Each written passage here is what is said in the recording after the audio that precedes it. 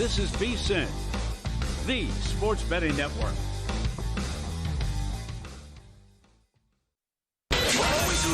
Follow the money. That's what I always say. You always follow the money. Yeah. This is Follow the Money with Mitch Moss and Paulie Howard on VSiN.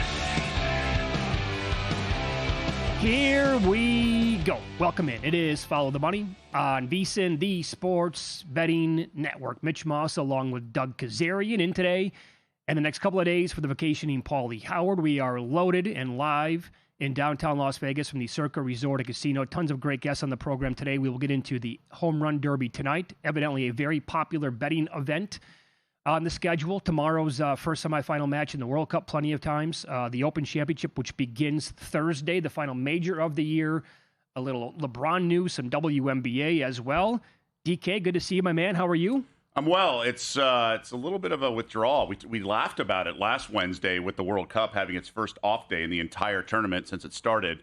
But now these are the dark days of summer, this 3-day stretch. We all know about it, but I think it hits harder given we've been so spoiled with the World Cup. I mean, yes, now the WNBA, so it's not emptiness in terms of actual games, but it does hit a little harder without the World Cup here. Yeah, and I fall into the category every single post NBA finals. I'm like, can we fast forward to the football season? Not this year. I think you really have to, and I get it, football's still king. It dominates. The numbers don't lie, right? It's the number one sport in this country. But for the first time in a long, long time, I don't think that you can say, let's fast forward to the football. You just need to take a minute here to enjoy what's going on in front of you, enjoy the World Cup. The weekend action that we had overall, the non-football stuff was absolutely fantastic. It's been like that the entire summer. And I'm not saying we're there yet, but the football passion is waning. I mean, we've all voiced our frustration with the NFL, and we're still going to be robots because we also do this business. But if I had another career and a family and stuff, I would not revolve my life around NFL Sundays. I mean, just the officiating and the officiating is the number one part for me. Yeah, I mean, that's the thing. I mean, obviously, it's always going to consume me. At least I'm going to monitor and watch it. Well, now more than ever, by the way, because of Wednesday, Thursday, Friday, Saturday, throughout holiday weeks. Frankly, I enjoy college football more. Yeah, I don't blame you. College is great. Yeah, and just the range of, you have point spreads that are pick 'em, then you have 45-point spreads. Right. I think that's more fun. The variance of it all. Also, there's more games. The pageantry and the nonsense and the coaches, it's just a sport unlike any other. Well, the college football is the closest thing that we have to the World Cup. Really well said. Right, with how the fans operate, what they feel about their teams, how it's not just it's not like a seasonal thing. That is their way of life. And these people across the world, to me, clearly they have saved up. They do it every 4 years because they came to the States for the last month. And they're like, it's tens of thousands of people in every city that they're playing in, and they won't stop. And then it's so well said because we have those images of one coach in a hospital bed watching. I mean, just the ridiculous stuff we see, we don't get in the NFL or any other sport. Yeah. We've seen some hilarious stuff with the bands, and then we have those horrible MAC teams, and we got MACtion on weekdays, and just everything. It just it checks every box. But you're right, it is very similar to the World Cup. And I also think Saturday, just having another weekend. Saturday's different, yeah. Yeah, you just get a little extra oomph when you're partying on Saturday watching college football. It's different. You don't have the Sunday scaries. Obviously. That's right, yeah. Alarm's not going to go off at 5 o'clock in the morning on Monday, and I can feel pretty good about myself on Saturday throughout the entire day. Okay, so the weekend that was, again, I think Saturday night, obviously, we thought the capper of the whole thing was going to be the Mayweather fight. I think we were hoping for, maybe more so than thought about it, because a lot of us did like Holloway in that match. But this is several reports from books across the country or beyond, with offshore books saying it was the heaviest bet or one of the heaviest bet MMA or fights they've ever had, boxing included. And all of this stuff about they could not, the McGregor money wouldn't stop, but yet the number went to Holloway. It was minus 220 earlier in the week, all the way up to minus 325. So what was going on with that? Yeah, it's the classic pros versus Joes or reverse line movement we often hear, where the volume, I think one book, I forget what it was, maybe DraftKings, 92% of either the tickets or the money. I know Connor is popular, but at least reading the tea leaves throughout the week, I didn't think it would be 92%. Maybe I'm just that naive and that not plugged into the masses or the squares or whatever you want to call it. I just didn't. I thought it was so obvious that everybody was waiting for the certain money to come in, and once you saw the market moved that direction, I think you knew. Now, I don't think anyone knew it would be that quick of a fight, but I had heard some sharp money was on over 2.5 rounds, to be honest. Okay. Just because Conor had the punching power, had the weight advantage, so to speak, had the reach advantage, so he would be coming out guns blazing, at least in the first round. So if Max Holloway's sort of path to victory, he would try to not tire him out, but at least be measured in the first round and not get caught. So then Holloway takes over second round, and then maybe it'd be a third, fourth, fifth round victory for Max. That's what I was envisioning. I didn't, obviously, an injury certainly changed things, but I didn't. This was classic. This was not Mayweather-McGregor because of the volume, but it was the same concept. Sure. And I was waiting, and I had Holloway on one parlay over the weekend. I brought it up on Friday during the show, but I was waiting to really pounce on him big for the number to come back. I think my goal was like minus 180 or a little bit, maybe below minus $2, and then I never had that opportunity. Yeah, I did primetime Friday night with Matt Humans. We were talking 190. It was like our target strike price, and silly. It was free money from the start. It really was. Now, the thing is, like, it's very easy to, take shots at Conor McGregor. I know he's very popular, but he's not a very likable guy, honestly. If you really break it all down, he's in a lot of questionable things and beyond in his career. But from a betting standpoint, and from just looking at what happened, I don't think this ain't the time to rip on the guy. I felt bad for him in the octagon. Too. I don't want that to happen to anybody.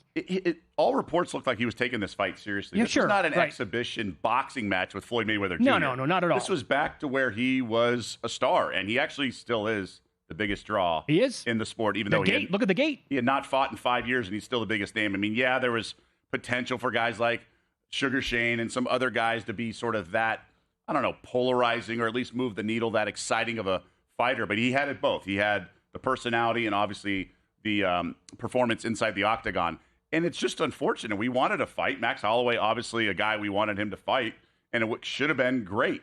And he could have surprised us all. I mean, UFC 250, we got a surprise in the main event. Yeah. We thought a guy was past his prime, not to the same extent of Conor, and obviously not being out of the octagon for 5 full years. But nonetheless, we were optimistic that this would be a real bout, and it was sort of a guy at the tail end of everything, facing a guy. There was much more strategy talk all week than it was the hoopla nonsense that Mayweather and McGregor was. So let me give you, that's one example of a prime betting opportunity that bettors should have taken advantage of over the weekend. We had another one. We actually had 2 really good opportunities, I think, in the past week. Looking back at it, and this is a good tweet from Dave Mason, spokesperson for BetOnline. He pointed out this was before USA and Belgium a week ago, when he said every once in a while there are events that take so much one-sided action that you get great value on the other side. Mayweather versus McGregor is the biggest example.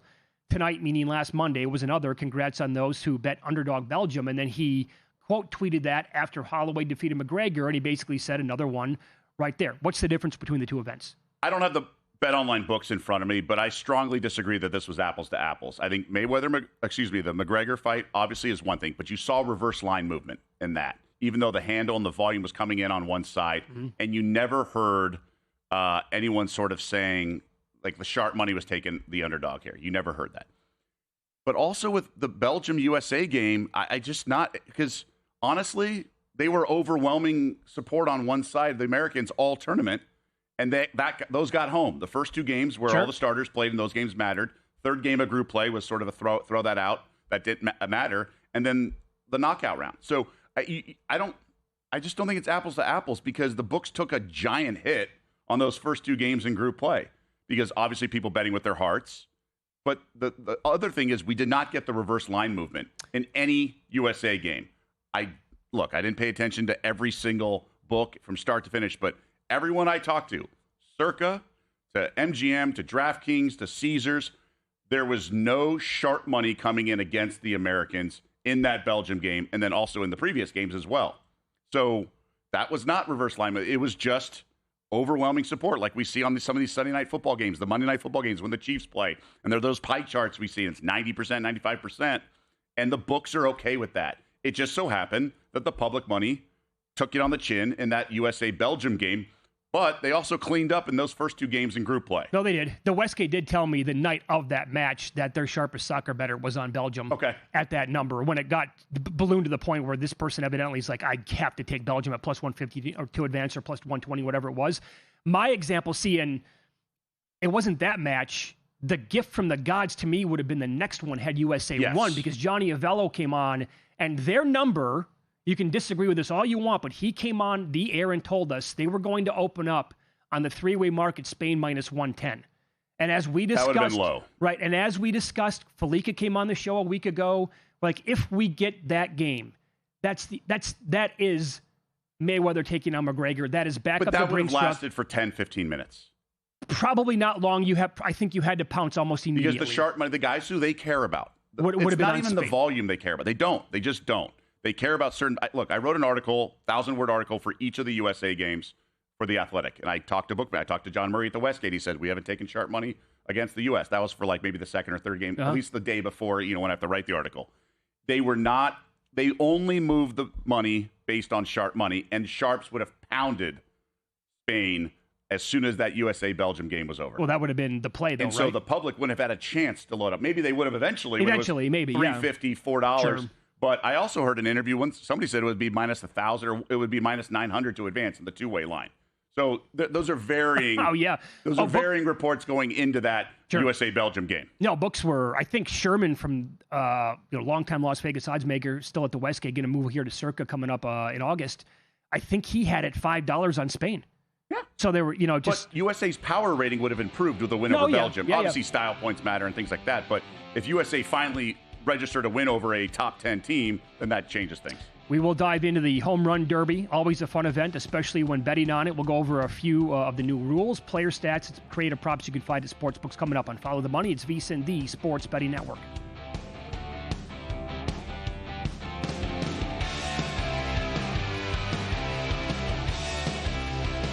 Racetrack Television Network brings you every race, from every track, on every screen, every day.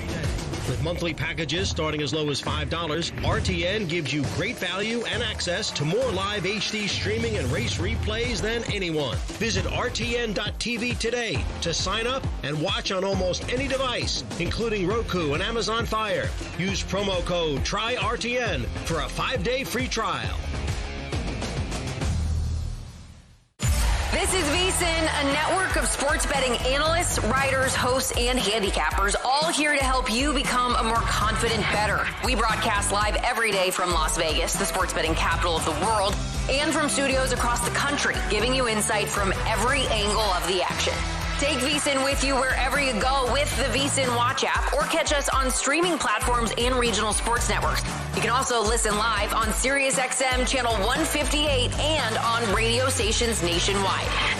Check out VSiN.com as well for betting tools, exclusive betting splits, AI-powered player prop projections from Opta, pro picks for every game, plus in-depth betting guides and articles built to give you an edge. From sharp betting analysis and daily best bets to insider interviews and expert breakdowns, VSiN is your trusted source for everything happening in the world of sports betting. See everything we have to offer at VSiN.com and become part of the Sports Betting Network. Elevate your sports betting game with VSiN's exclusive betting splits. Stay ahead with real-time market trends and track bet percentages on any matchup, then uncover the edge by comparing them to the amount of bets placed to find out where the sharp money is headed. Upgrade to VSiN Pro to access betting splits, live odds, line moves, power ratings, and in-depth game analysis. Go to VSiN.com/pro to join VSiN, the Sports Betting Network.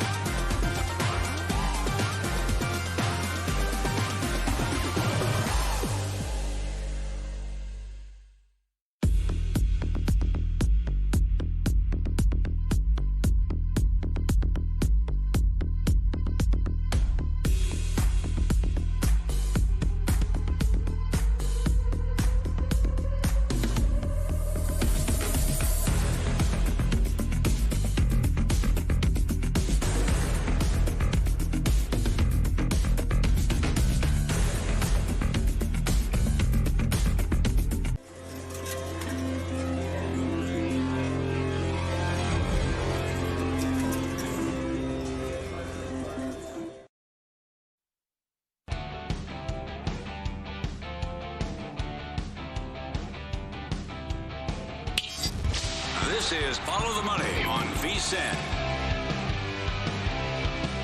Good to have you on board, Mitch Moss. Doug Kazarian in. Paulie is out this week.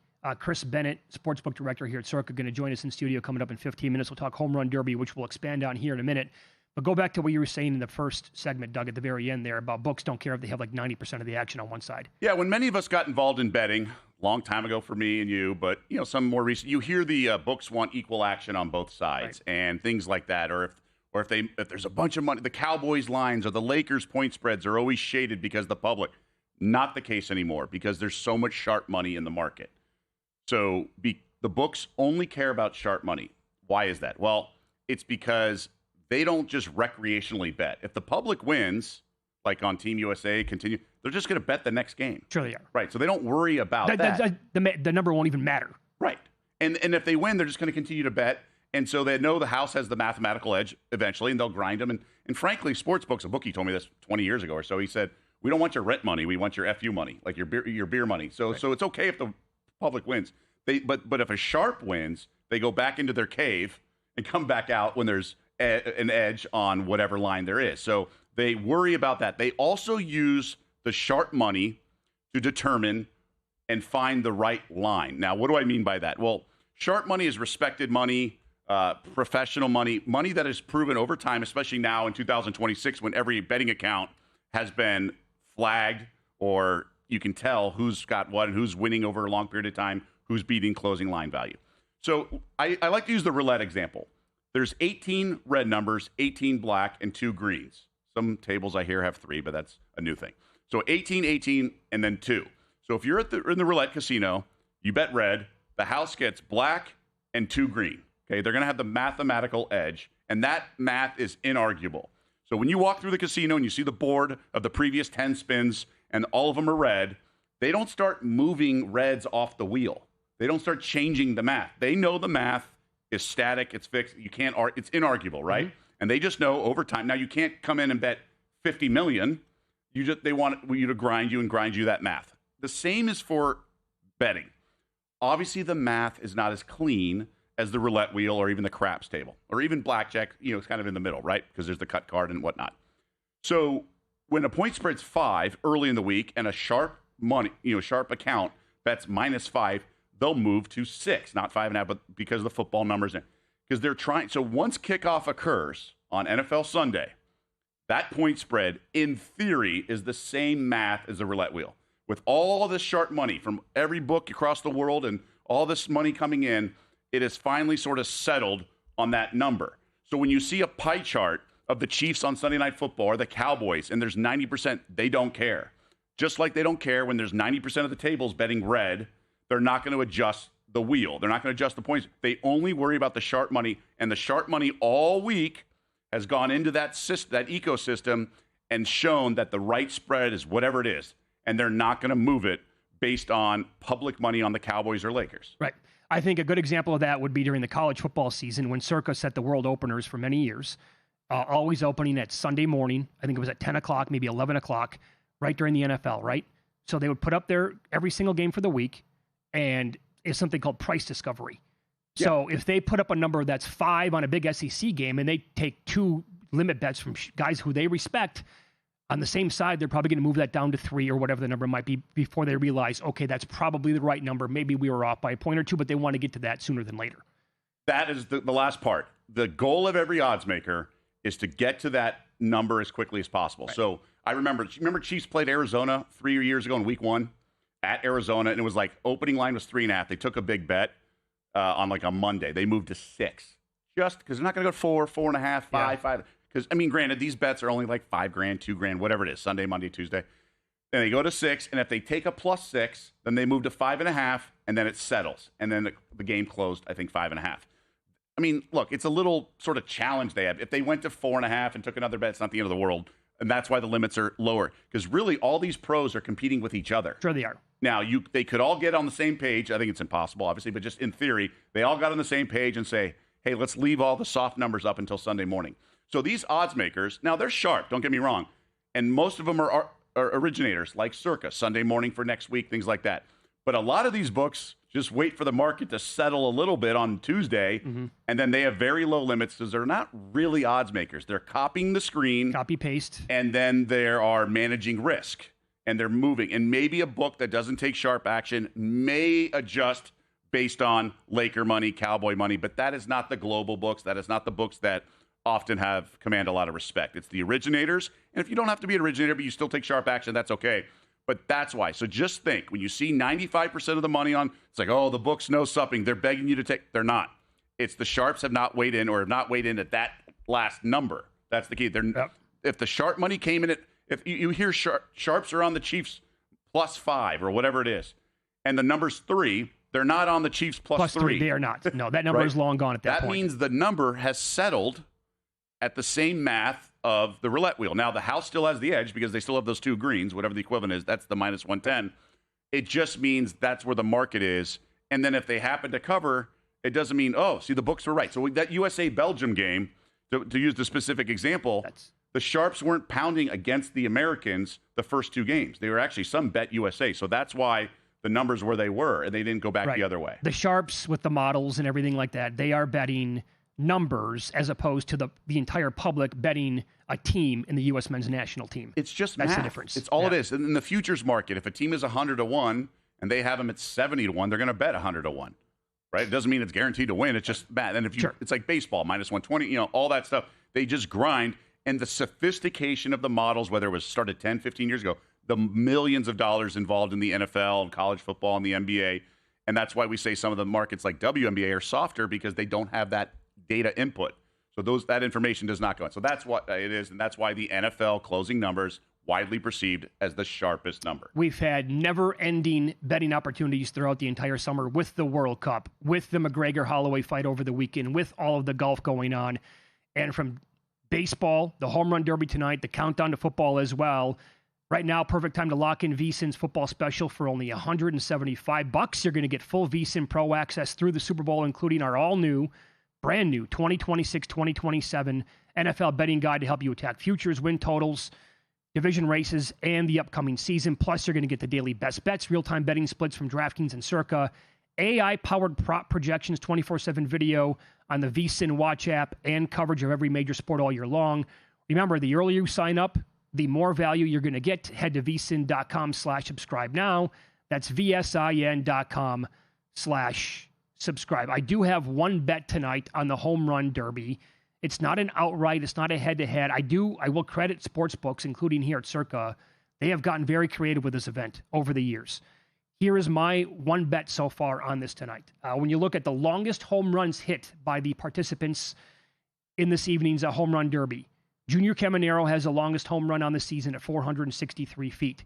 Schwarber, he's going to be tough to beat, obviously, in any of this, at 460. How about Jordan Walker for the Cardinals? 6'5", like 250 pounds, having a career year.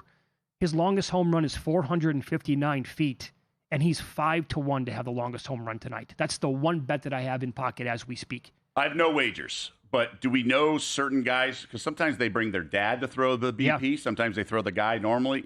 That's part of the research here. I just don't get involved. These are one-way betting markets. It takes a lot for me to get involved in a one-way betting market. Beer money, fine. Go for it. Is there an edge? Oh, fine. Yeah. It's nothing serious here. If you want to bet the long shot and say, why not? I'm okay with that too. And obviously read the tea leaves. If certain guys have talked about how they're going to try to win this thing, and, we've seen that in the three-point contest I've gotten involved in certain years.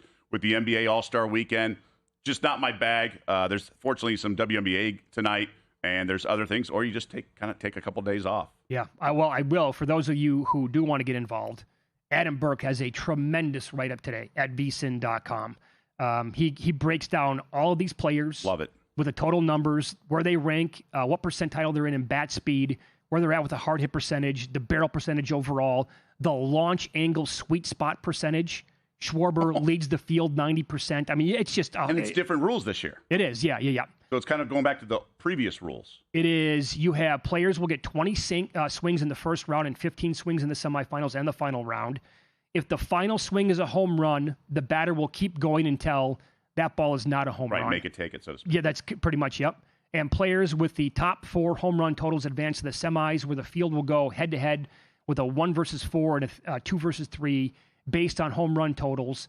And ties in the first round will be broken by the longest home run distance. Ties in the semis or finals will be broken by a 3-swing off. So the big key is there's no clock here. There's no clock. Guys are not going to get out of breath. That's correct. They can take a bet. If it's a not optimal pitch, they can take it. I think the rules going into this event are much better than they were with the clock. I agree.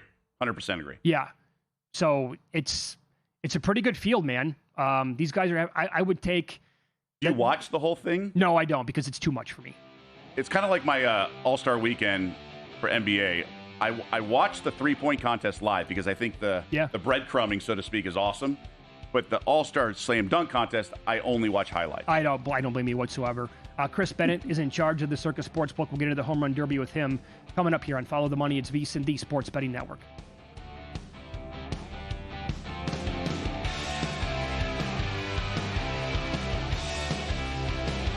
Biggest contest we've ever seen. Seriously, what's the guarantee? They're still talking about it. I think it's time to put the rumors to rest. Showtime. $30 million. $30 million? $30 million? $30 million? That's $30 million guaranteed. 3 contests, multiple ways to win, no rate. Entry starting at $1,000. Enter in Nevada, play from anywhere. Elevate your sports betting game with VSiN's exclusive betting splits. Stay ahead with real-time market trends and track bet percentages on any matchup. Then uncover the edge by comparing them to the amount of bets placed to find out where the sharp money is headed.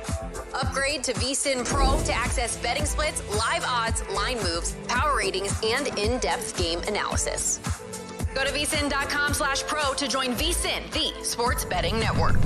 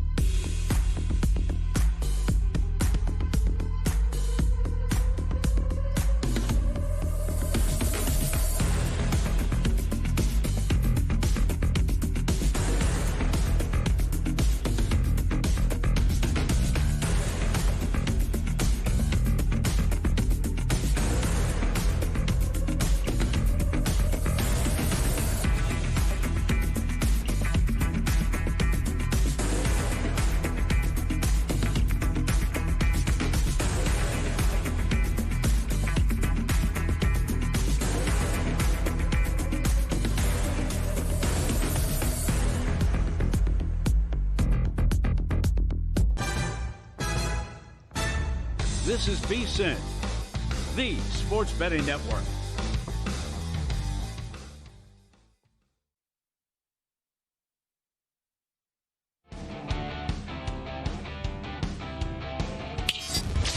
This is Follow the Money on VSiN.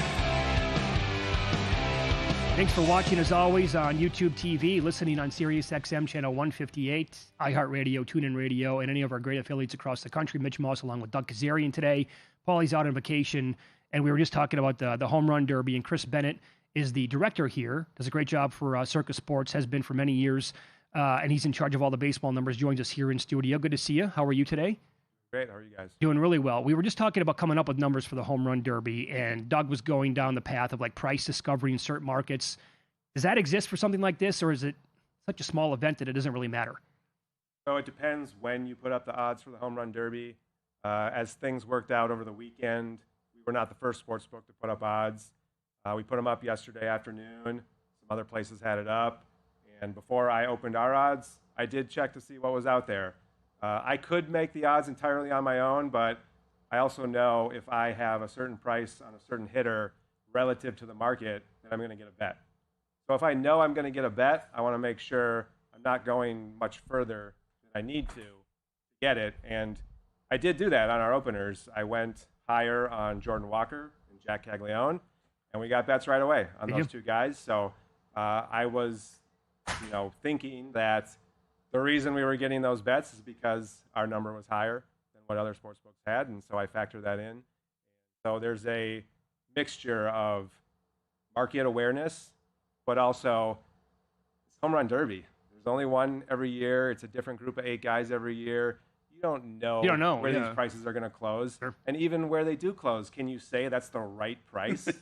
Hard to argue. And the money you were taking, was it the guys you usually bet opening lines in baseball, or is it a different sort of sharp flagged account, and they're just betting what they perceive as line value? I would say there are some people that just generally look to futures markets, awards markets, player props. Those are the type of people you'll likely see bets from in the Home Run Derby market. Is it popular? Because I know Derek Stevens, who is a big fan of it, loves baseball in general. Like, he loves this event. The Home Run Derby, just to win the whole thing, is a great betting event. People love it. You got 8 guys. Everyone has a chance to win. Any individual guy is probably going to be at least plus 250. So, for people that are looking for a good payout on things, the Home Run Derby is a great option. It's a million times more interesting of a betting market than the All-Star game itself. Yeah, no kidding. So what I try to do is offer the best overall pricing on the guys to win. I don't look at it as a huge revenue opportunity. I just want to give people the most fair price I possibly can on a guy to win the whole thing and write a lot of tickets on all 8 of them. And just to remind people, this is a one-way betting market. You guys have internally a hold percentage that you set. It's your line of demarcation or whatever you want to call it. And if you move one odds, you have to move the others. That's just your sort of protocol and code. And your hold percentage as a sports book, different than maybe other sports books per se. So that's all it is. This is just a lever. One lever moves, the other one's going to move. Yeah, we look at what is the total implied probability of all 8 hitters. There's a calculation you can do to get a theoretical hold percentage on the market. And when we're taking bets on a guy and we're lowering his odds, we're looking at the guys that we're not taking bets on and raising his odds. And I'm not trying to necessarily, win a lot of money to Kyle Schwarber winning the Home Run Derby, or be like, oh, well, Wilson Contreras can't win, so let them bet him as much as they want. Bait money on him or someone like that, because it's such a, nobody knows. Yeah, like, I'm just respecting the market. I'm respecting the action from customers and just trying to get all 8 positions to be reasonable once the event actually starts. You're also in charge, obviously, of the numbers for most wins in a given month in Major League Baseball. It has become my favorite way to bet the sport throughout the entire year. You and I have gone back and forth on and off the air, by the way, about that. And you like to bet that market. Did you bet anybody for tonight somewhere else? For the Home Run Derby? Yeah, for the Home Run Derby. There wasn't a price I've seen where I felt I needed to get involved. I think Ben Rice is a little intriguing from some of the numbers I've seen out there. I don't really understand why he's longer odds than Jordan Walker or Jack Caglione. I would think he's just as suited as they are to do well in this competition, in this ballpark. But still, I think the 3 shortest odds guys deserve to be Schwarber, Caminero, and Murakami. So, I don't make predictions really, but I kind of expect one of those three to win it. And just to clarify, those who some may be wondering, odds makers are allowed to wager on events, just not at their own sports book. I mean, we have financial analysts in Wall Street who can buy stocks, maybe just not in the area that they're doing. Real estate agents are licensed, can also buy property, right? Yeah, sure. At least here in the state of Nevada, right? Yeah, if you work for a sports book, you can place a bet at any other sports book that is not affiliated with the one you work blackjack for. here? No. So you can't do anything. And I wouldn't want to. Right. Yeah. By the way, who are you holding for most wins in July? Me personally, I did not get involved. You didn't? So it's purely rooting for Circa on this market. Okay, I like to claim that I invented first quarter props in NBA playoffs and strike because I used to tweet about it, and then the next day DraftKings was posting, and I would tag them, and then they started getting first quarter props. So so since this market is so popular, why don't you do fewest wins, most losses, most wins in the NL West by division as well? Or is it not that popular yet? You need it to be saturated for it to be worth the time it takes. That's a fair question. I love this market, so I think those are good ideas. My process for pricing this market is not exactly fast. Right. So I don't have like a model and simulations that I'm running numbers through based on teams' schedules and implied pricing. Where they're all commensurate. So if you did one market, you could do them all. It's not that easy. Yeah. If you had the right models and technology for that, yes. But I would say I think it is a fun market that is gaining popularity, but it's not so popular that I'm considering going down that road quite yet. Fair enough. Follow the money here on VSiN, the Sports Betting Network. Our guest, Chris Bennett, Sportsbook Director here at Circa Sports. Is there a guy with this news now, Jacob Misiorowski, not going to be in the All-Star game, pushing him back a little bit? We heard that keyword of fatigue. You never want to hear that. And he's like a $5 favorite to win the Cy Young in the National League. Is there a guy that you would take a peek at in that market? Well, Zach Wheeler has just been phenomenal since coming back from injury this season for the Phillies. And, he's, I think, more likely to hold up than Misiorowski because he's got fewer innings this year. He doesn't throw the ball as hard as Misiorowski. You got to think that's, taking a toll on him, the velocity he's bringing every single start. So we've got enough of the season left that I don't think Misiorowski has it locked up. And Zach Wheeler has a track record to suggest he could continue this through the rest of the season. Yeah, Miz is in the neighborhood of minus $4, depending on the book, things like that. So I guess my question is, because these awards markets are super fickle. Yes, we've seen Ohtani storm out of the gates and just there's never any catching him. But we've seen other situations where a lot of times it's, what have you done for me lately, the last month or so? And that's where, I mean, I know the gold standard of fickle awards voting is the Heisman. It really is all about the last 3 weeks, so to speak. Very rarely do we see a guy take away, maybe Lamar Jackson that early October weekend, then no one really contended. But is there some examples the last couple of years that come to mind in some of these major awards markets in baseball where you can remember some guy being 20, 30 to 40 to 1 at the All-Star break and actually winning?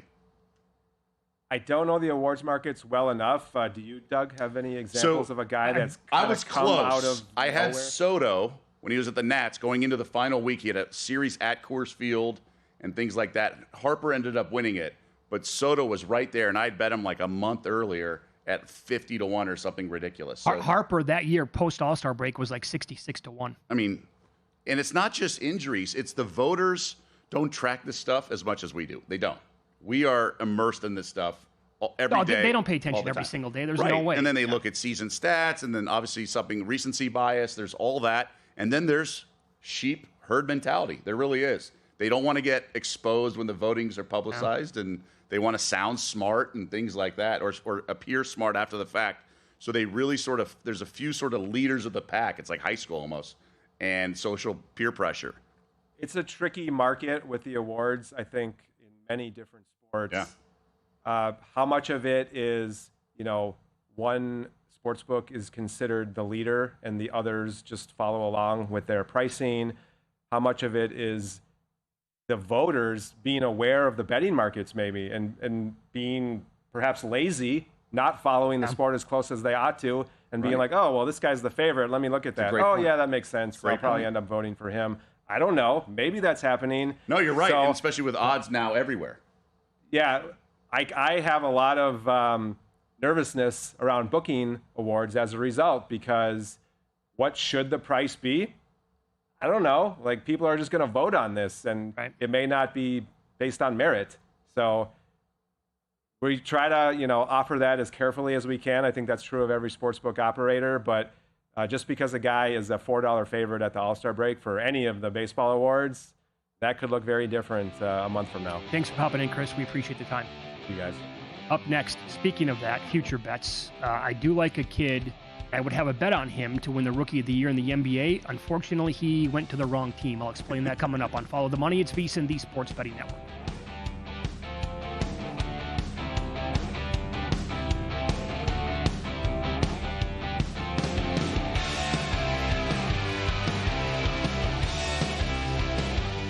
You make me go loco, baby. Yeah, that shit makes me crazy. Yeah, that shit makes me crazy. You make me go loco, loco. You make me go loco, baby. Yeah, that shit makes me crazy. Yeah, that shit makes me crazy. Yeah, that shit makes me. You make me go loco, baby. Yeah, that shit makes me crazy. Yeah, that shit makes me crazy. You make me go loco, loco. You make me go loco, baby. Yeah, that shit makes me. The party never stops at Stadium Swim. You make me go loco, loco.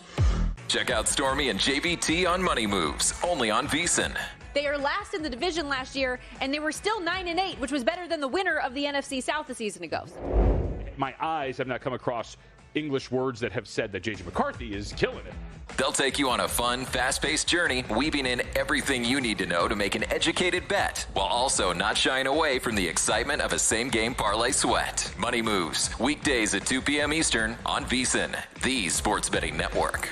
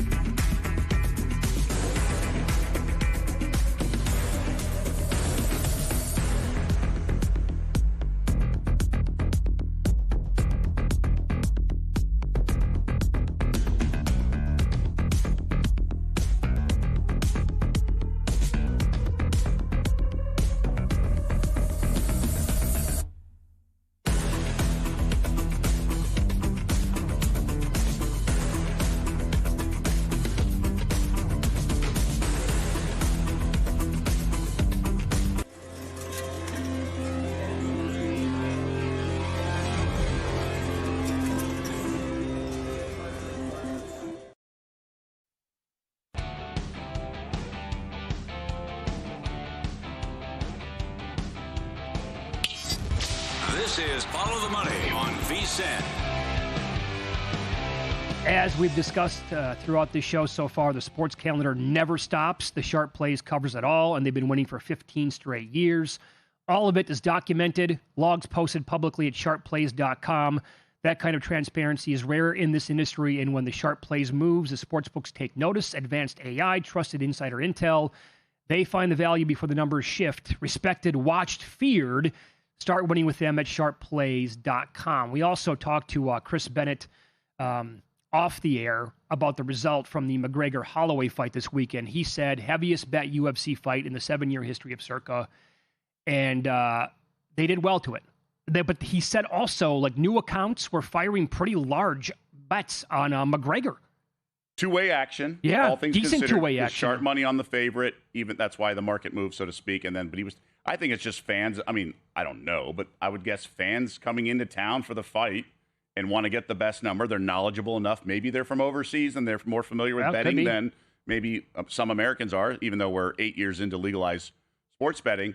And maybe they just wanted to grab the price at this establishment because it was a big enough wager. Sure. And that's the beauty of all this as we continue to grow as a betting community, that we're going to have that kind of action. But Conor moves the needle.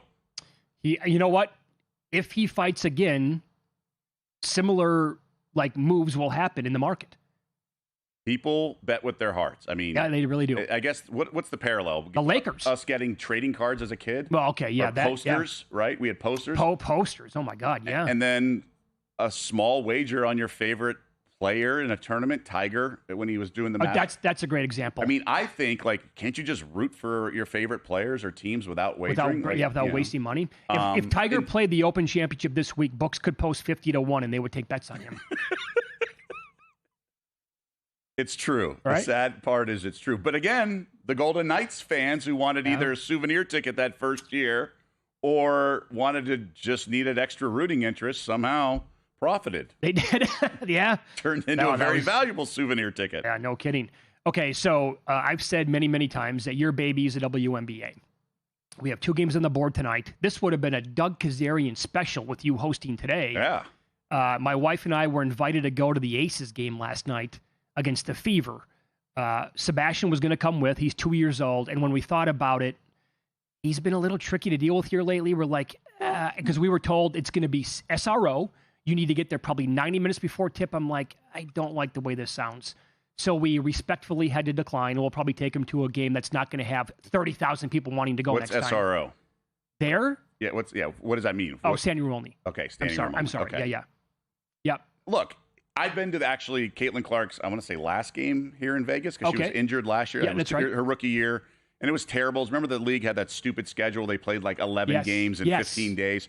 It was like a back-to-back in L.A., and they were terrible. But it was cool to go just to see the fanfare and the spectacle that is Caitlin Clark. You'll have opportunities. I think it's worth going just to see the Caitlin Clark phenomenon. Yeah, and I don't want to overreact to one game, but my God almighty, the Aces looked so bad last night. But it's also like a make-or-miss league, and they just couldn't hit any shots. They had 4 made threes. It was brutal to watch, and they missed a ton of open, mid-range stuff as well. Look, they won by 1 million, 48 points the day before. So you know that they're going to come out a little fat and happy, right? That happens. But the Fever on a road trip. You got players in Vegas, so who knows if the Vegas flu is going on. You got Sophie Cunningham at the UFC event. I know 2 others were shooting a commercial at one of the beaches. I think it was Encore Beach. That was during the day. Now, that doesn't mean it's a 15-hour shoot and drinking, but they're doing other things, focus, whatnot. Yeah. But the Aces, part of me thinks they really miss Kennedy Carter. And not that she would have helped them win because they lost by 20+, but she did provide things, especially off the bench, that was a valuable weapon in some of their big wins this year. So we'll see what transpires. But this team, remember, last year finished the season, I think, 18 straight wins.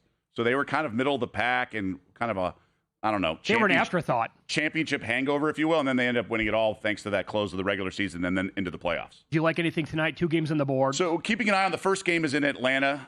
Angel Reese missed the last game. She was in a walking boot yesterday, so she's questionable today. I doubt she plays, but Brianna Jones, who was slated to be their starting center, former All-Star.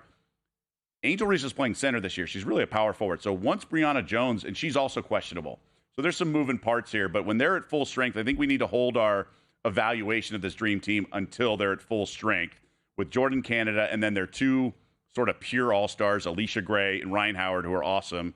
And then having Reese as, like, honestly, at some nights, the fourth or fifth best player, they can be really good. Now, she missed the last game. They lost as a favorite. The Sparks still stink in my eyes without Kelsey Plum. They've gone over 14 of 20 games. They have horrendous defense. Terrible defense. Now, they have back-to-back wins, but I think the over I have to play just out of principle with a Sparks game. Even now at 181.5. Yeah, and I mean, Angel Reese puts opponents in the bonus early and things like that. But maybe it's more of a fluid spread offense for Atlanta if she's out. Small play, very small play. Okay, anything in Mercury taking on the Lynx? So the Mercury were the team the Aces beat by 48 points. The Lynx are coming off perhaps their biggest win of the season. They got revenge against the Liberty, who are the betting favorites right now. I would guess, Mercury first to 10, first to 15, first quarter plus 3.5, something like that. Early on, okay. Poison. One team trying to, because remember the Nets, if you remember last year in the NBA, got beat by 50 a few times. Yeah, right away. And they were always good. Sort of their team total first quarter was a really good bet over. So maybe Mercury first quarter team total over would be a play as well. Yeah, it is. That ties into exactly what happened to the Aces last night and what you said, right? They were the team that lost by 1,000 points.